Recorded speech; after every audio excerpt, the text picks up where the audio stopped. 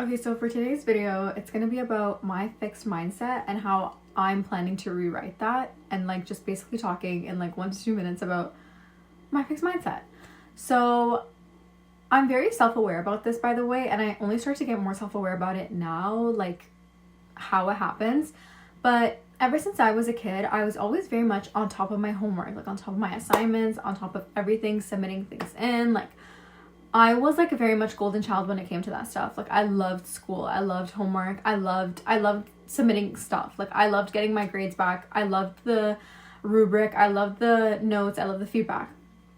And this went into high school too. And then even undergrad, like even when I did my undergrad. But then towards my undergrad, I started to notice, like towards the like last couple of years of my undergrad, I started to notice like I started slacking off. And when I slacked off,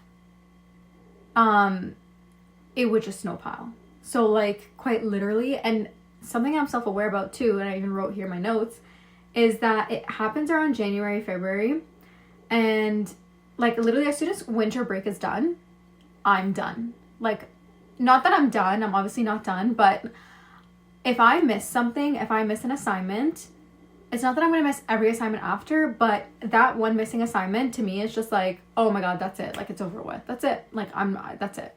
Compared to like before when it'd be like, I would still stay on top of it. But as soon as that January hits, it's done for me. And then like, that's just how that's what my mind immediately thinks too. And the assignments that come along the way that I do finish, that's great. But more often than not, there will obviously be more assignments that I'm also kind of adding into this pile of like, oh well, it's just not done. Like it's just gonna stay there. Like I don't really care for it. Like it's done with, whatever, it's over. It's over for me. It's over for that grade. It's over for that assignment. I'm not doing it. So because I was aware of this, and because I'm aware that it's hitting, around that January mark, I'm transitioning from a student to being an educator. So it's not going to change. And, I thought it would change. I thought like, okay, like high school to undergrad would be different. And I especially thought that because it hit me more harder in undergrad, well, undergrad to teacher's college would be different because teacher's college is more condensed. So maybe I'm not going to have that like burnout. Maybe I'm just going to be motivated throughout the whole 16 months that I'm there. Like I'm not going to have to think about it. I'm not going to think about burnout. It's not going to happen. It's not going to catch up to me. Plot twist, it did.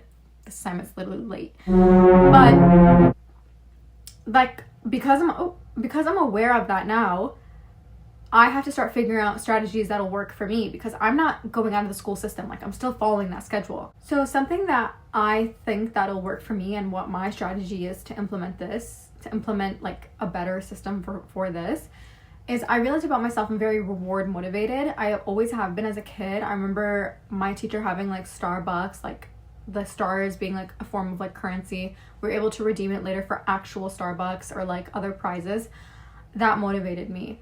And, I used to be rewarded with like gifts and stuff before due to an unfortunate series of events and my financial situation. I don't receive that. I don't get that anymore. So now it's like I have to figure out how to do that for myself, even despite my financial situation, and how I can like kind of bring it back for myself after like everything that had happened before in my life. I need to build it with intention, like submit this, like in these 2 weeks, get this. So for me in my future classroom, what I will do as a teacher is I for sure want to evaluate my students. I want to evaluate the environment of my classroom and see, like, not look at my students and see how like they don't want to do this, they don't want to do that, and I'm thinking to myself like, oh, this student isn't motivated, oh, like it's a write-off, like whatever, they're just like lazy, like okay, this student is lazy. No, what motivates this student? Try to figure that out. Because even in my class growing up in grade 7, we were all very much motivated by different things. And it's not like my teacher at the time only had like one specific prize. Some people didn't care for a cake pop. Some people didn't care for a Starbucks drink. Some people preferred a candle. Some people preferred like passes. Like, oh, you can sit wherever you want. So, picking up all of my past experiences and knowledge, I want to use motivation as like a tool for my students so that they can be engaged, so that they can stay on top of their stuff. And This isn't something that, you know, it's just for the sake of my class and that time. No, this will carry on with them for the rest of their life. Like, look at me here now. I'm like 24 years old, reflecting back on it and being like, oh, my grade 7 teacher, she taught me how to be rewards motivated.